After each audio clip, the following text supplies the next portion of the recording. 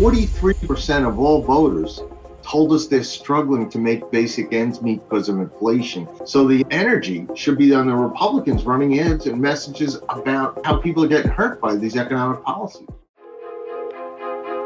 As we enter the home stretch of the midterm elections, where do Americans stand? What issues will come to the fore? Who will control Congress? And can democracy weather it all if the vote is close? Today on 13th and Park. Future doesn't belong to the faint hearted. There is not a liberal America and a conservative America. There is the United States of America. We will make America strong again. We will get through this together. I can hear you. The rest of the world hears you. And the people who knock these buildings down will hear all of us soon.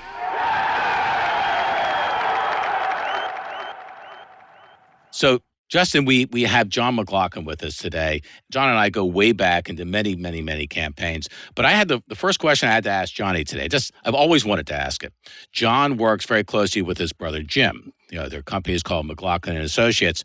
So, John, who gets to make the call if you disagree on something? Like, is it the older brother, the younger brother, the better idea? Who wins in those kinds of situations? Well, it depends, but he's 7 years younger. Jim was a really good basketball player, so we don't shoot it out. I don't, if he says he wants to shoot out in the driveway, we don't do that. But there have been times where the wrestling gets really intense. But because you're 7 years older, don't you kind of have a certain advantage over Jimmy? Do you ever take advantage of the younger brother? That's what I want to know. The advantage is not to take advantage. The advantage is to guide them, be the older brother, and help them see the right things. But he is pretty stubborn on some things. So, but it's like family. You worked with your dad for years. Yeah, absolutely. Yeah. So that's it's one thing when you're brothers, and the good thing about being brothers is, more often than not, we're both getting attacked by somebody. So we've got each other's backs, and that's like the most important thing. Exactly. But when you're dealing with, you worked with your dad, and it was a great creative combination. I mean, we won lots of races together. And, he left you a legacy that was wonderful. I mean, talented. You got the right part of the DNA. Yeah, but that's why I brought in other talent like Justin, because I no longer had that. I mean, I had a good start, but I can't seem to finish. So being way too modest. So we just saw your national survey. Justin had a lot of questions that could kind of pop out of your survey and out of a conversation he had. Right. Well, it's so interesting, the dynamic and the current environment that we're in right now. And we'll get to, I have some questions later. I want to ask you about kind of the predictive value of polling, but let's just look at the poll. And really I was at last week, I was at a dinner, and there were a lot of smart people at the table. There were some private equity people, and there's some successful entrepreneurs there, and people from both parties were there having a very civil conversation. And the debate came up about what's going to happen in November. And no one had access to your most recent poll, but the debate that happened at the table was, is it the economy stupid, like James Carville famously said in 1992, or is the repeal of Roe versus Wade by the U.S. Supreme Court going to upend what is traditionally the most important issue in any campaign, which is the economy and inflation? So I put the question to you. I was of the view at the dinner, I took the position that the inflation was the issue. Well, you're right. You're right on that, in that the economy is the overwhelming issue.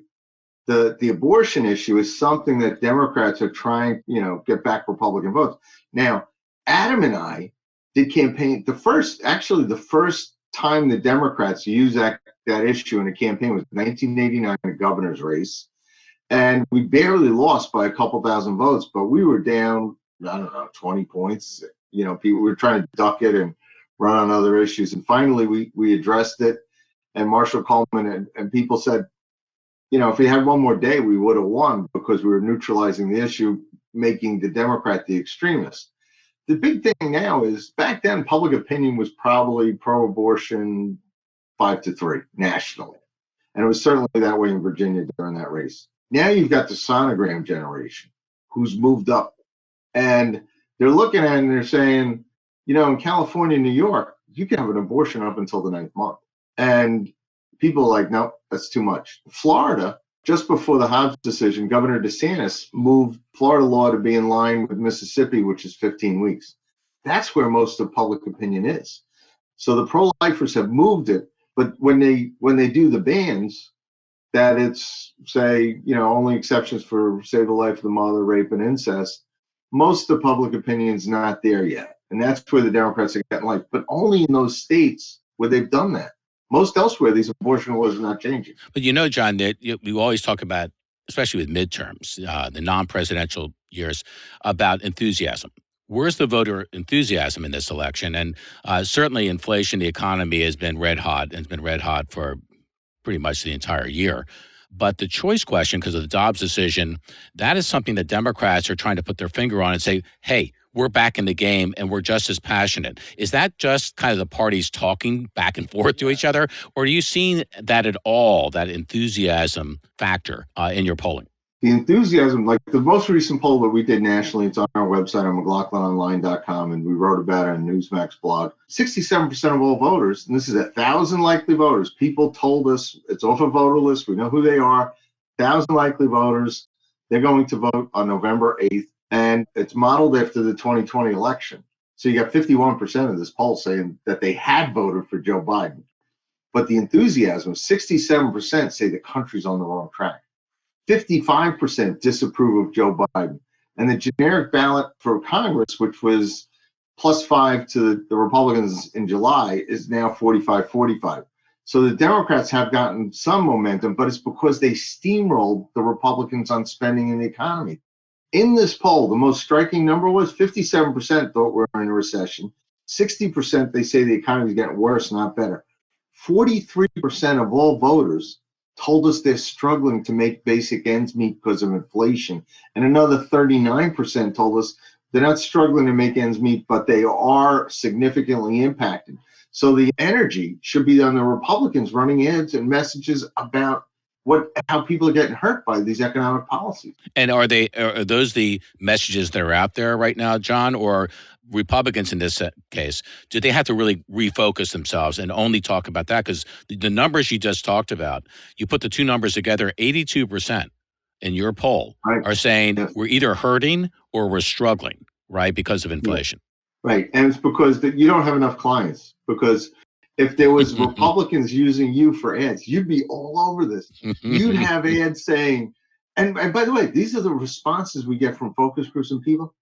I had to decide between driving to work and feeding my kids. I went to supermarkets. I'm in shock.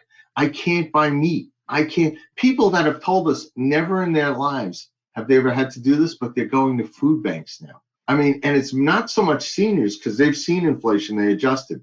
It's younger people. And it's really people with kids and people, they can't afford health care. They can't afford utility bills. 20% of all Americans are behind on the utility bills. So, John, what impact do you think the Dobbs decision will have on turnout in the November elections? A little bit among the moderate, Democrats. large. Will it have an impact? Will it cost any, in your estimation, will it cost Republicans any borderline battleground congressional seats or Senate seats? In Republicans' classic example, New York, they had a special election in New York 19. Know the district really well, John Fassel's old district. They had 63,000 votes for the Republican that lost by 2,000 votes. That's a district Donald Trump in the Hudson Valley up towards Albany. He got 50% of the vote there in 16 and got 48% in a bad year in 18. He got 178,000 votes there in 20. Wow. And right, so in 20, so they left 115,000 Trump voters because they never ran one single ad with Joe Biden in it. They never linked the Democrat to Joe Biden. They never said a word about inflation and high prices. So, John, Never. Change hats for a second, so to speak. You're advising Democrats. What should the Democrats do to have their best shot at either scoring beyond expectation or minimizing loss, depending on your perspective on the midterm? The Democrats, what they want to do is see how stupid the Republicans can be. And if they can keep the Republicans on defense and not play offense, because our advice is Republicans need to get back to playing offense. They need to, I mean, this is a failed Biden administration on inflation, the economy, the border. Crime is a national issue now. Our cities and suburbs are not safe. The suburbs are not safe. Cities are really not safe. Internationally, we've surrendered Afghanistan. We can't stop the war in Ukraine with Russia. Russia is no longer afraid of us. So Americans' anxiety and insecurity is overwhelming in this election. 2/3 of all voters say we're on track, and a chunk of them, 22 points, are not voting Republican. The Republicans aren't making about issues. So, John, it's interesting because in Washington, especially amongst Democrats, there was a lot of pride, and the Democrats are going to do a lot of activities supporting the passage of the Inflation Reduction Act, which is a major legislative accomplishment for the Biden administration, for the Democrats. But my question is, and I have a theory on this, but I put the question to you. Does passage of legislation like that, is that going to have an impact on turnout or on electoral results in November?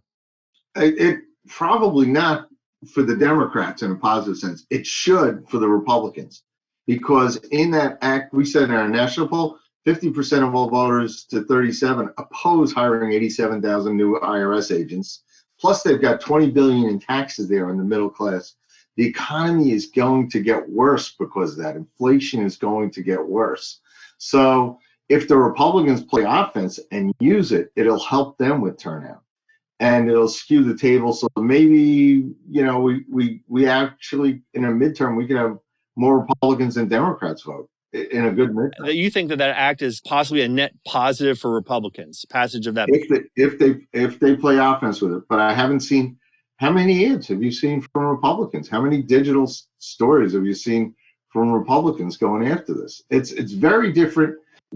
Justin, you've been in campaigns or where by this time the Republicans are looking at Joe Biden and velcroing him to every Democrat they're running against.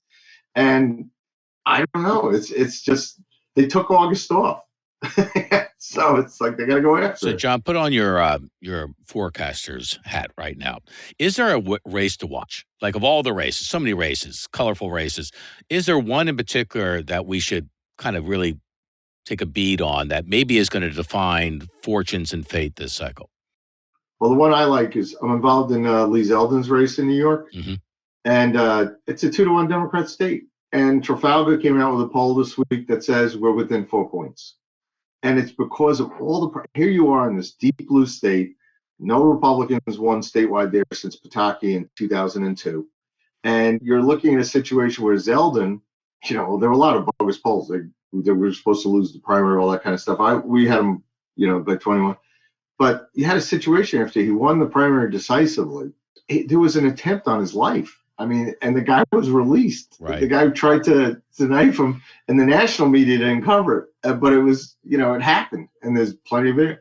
So, but it's cashless bail. It's crime in the streets. It's the economy and taxes and people leaving New York. It's the problems and the issues are so severe that here's this Republican neck and neck with, a Democrat incumbent. Well, she wasn't elected, but she's the incumbent governor, plus New York's unique situation of corruption.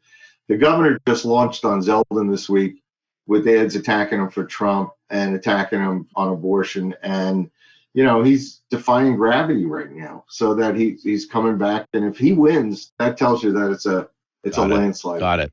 John, I have a question about the polling industry and the predictive value of polling. There's been lots of talk in Florida. I remember in 2018, one of the pollsters, the Quinnipiac poll, had Ron DeSantis the day before Election Day in November of 2018, had Ron DeSantis losing to Andrew Gillum by 7 points. That's right. The day before Election Day. And obviously we know how that ended. What is your view, just in terms of the polling industry, about the value of polls? Because especially now when you have a Dobbs decision, where I read an op-ed in the New York Times recently that said we have no model, that all the polls are not based on a model where there's any historical precedent, because we've never had a Supreme Court decision that revoked a constitutional right. But even putting Dobbs aside, the larger big picture, you're a pollster. You're one of the best in the country and in the world. What's your view on the predictive value of polling going forward? Well, I'm a big skeptic about polling. So let me tell you, I have an MBA in quantitative methods, and the first thing I do is we have very stringent quality control checks, because the science of probability that governs polling is not that exact. So what we do is we set up a model based on past history. We set up, as we're executing it, we pull voters from a voter list. It costs us more money. Their polls, they don't. And it's the media polls. The media polls have been corrupted by the corrupt media. And when you look at the poll you're referring to in Florida, at the same time, my brother Jim and I were polling, our firm was polling in Florida. We had surveys that, DeSantis and Scott were going to win. It wasn't close. They were going to win decisively. And here this poll comes out of nowhere, says they're going to lose. And it happened the same thing during the Trump election. You had the Washington Post put out a poll the week before the election. Trump was losing Wisconsin by 17. Right, I remember. Yeah, remember. He calls me at 6 a.m. in Vegas. He calls me on my desk, and he says, "What's this poll? It has me down 17." Because he's going to go back to Wisconsin. He wants to know. And I said, "It's a bad poll." And he says, "What do you mean it's a bad poll?" He says, "It's the Washington Post." I said, "Yep, they're PhDs. They got plenty of people that run this poll. It's 8 points Democrat bias in the sample, plus the way they did it in parts of the state, it's biased towards the Democrats. It's a bad poll. Just ignore it. It's neck and neck." I can tell you, John, that I'm glad I wasn't on the other end of the phone when Donald Trump was calling, asking why I'm down 17 in Wisconsin, right? I'm glad you took that call. You probably knew how to handle that, right? Well, I did. I told him the truth, and I said it's neck and neck. And he says, "Why would they do it?" I said, "Well, think about it. It's a pandemic. It's Wisconsin. They know that the mail-in vote that's already been cast, the early vote, is going 2-1 against us. They know the people voting on election day are going to vote 2-1 for Donald Trump. So they're putting this out there to say, it's snowy, he can't win, it's cold, right? There's a pandemic. Don't bother waiting online to go vote for Trump. If there's long lines, these people will blow it off because you're going to lose by 17 points. That's what they're hoping. They're trying to suppress our vote." And he's like, "They wouldn't do that." It's the Washington Post. You got to be kidding me. It's like, but you get polls like that. Right. And they're doing polls like the Zeldin poll I mentioned about Trafalgar having them down 4. Right before that, there was a bad online poll that was just literally made up by Survey USA, had him down by 24. And they're like, why would they do that? And I'm like, the media is to dry up your money. So there's a lot of bad polls that hit in August, September, and it's to dry up Republican money, because the average voter doesn't pay attention. They're too pissed off. They're going to go vote. It's the donors and people like us that talk about this stuff and listen to our podcasts. They're the ones who are paying attention. And the Democrats know it. So they've corrupted the bias. They've corrupted the media, and the media that does polling, they've corrupted them. John, I have to ask you, I'm so curious about that. Has there been any research or evidence to show, because I think it seems likely that this is true, that a poll being put out like the Wisconsin poll showing Donald Trump out by 17 points, do we know whether that does have an impact on voter turnout? Because if it does, then this whole concept of voter suppression by putting out a poll like that has merit to it. But is there any research or evidence that shows that? I don't think in that case we blew it off, and Trump did his rallies there, and it was a neck and neck race. I think the biggest problem they had is you saw the Wisconsin Supreme Court decision 4-3. Right. They said that there were illegal ballots cast because people were saying they were permanently disabled and voting early, and they weren't. They were voting absentee. There was ballot harvesting and the Zuckerberg thing. So that was more of a problem.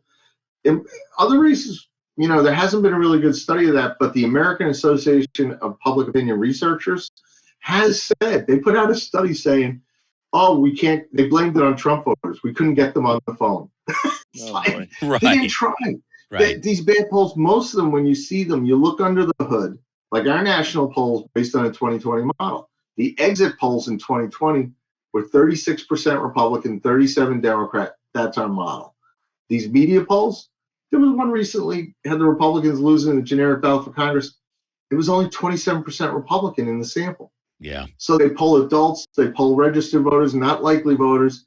It's less expensive, but they lower the Republican vote, and then they put out a headline saying Republicans are going to lose. So, John, we have to get the bottom line, right, Justin? Got to get the bottom line. So the bottom line is who's going to control Congress after the midterms?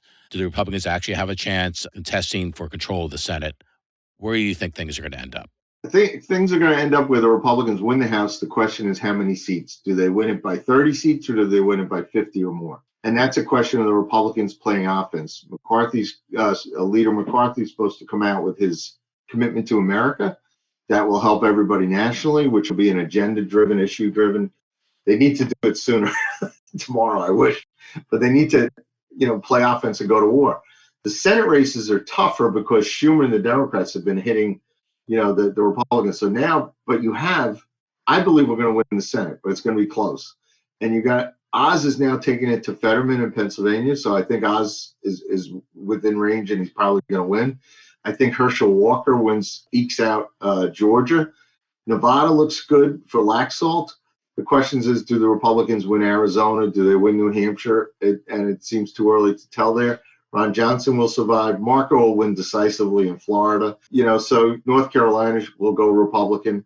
So if the Republicans do what they have to do in September, which is critical because early voting starts like 45 days out in some states. So October, a lot of votes are going to be cast by Democrats. Republicans will wait for Election Day. If the Republicans fire up their votes, win the independents, pull off some Democrats, they got to look at the 67% wrong track and say, how many of those votes can we get? The 55% disapprove of Biden. They want to vote for us. Go get them. Go raise the issues and attack. Exactly. So I assume that your younger brother, by 7 years, we've learned, agrees with you on this. And if not, you get the final word, right, John? Right. Yeah, the younger, more likable. Well, we're thrilled that you joined us today. You're among the first of our many guest stars to come on 13th and Park. And Johnny, you're as classy a guy as you are good as a pollster and getting the pulse of America. Take care of yourself. I'm honored. Thank you. Thank you, John. Thank you, Adam. Great to be with you. It's an honor for me. And I look forward to working with you, Adam, to change history again. I'm writing the spots as we speak. Take care of yourself, John. Be good. So, Justin, I was kind of, you always like talking to pollsters, right? You always want to say, what if you're wrong? Right. You got to put them on the spot. Right. A lot of really interesting observations there. And, the one that everyone's, at least when I go out and I talk to people, friends, Democrats, Republicans, is really turnout. The Democrats have a belief that the Dobbs decision is going to really motivate voters, Democratic base, female voters, and, or is it the economy stupid? And John was clearly on the side of it's the economy, right track, wrong track, that's going to predominate. I asked him, I put the question to him directly, is the Dobbs decision going to have an impact on the results in November?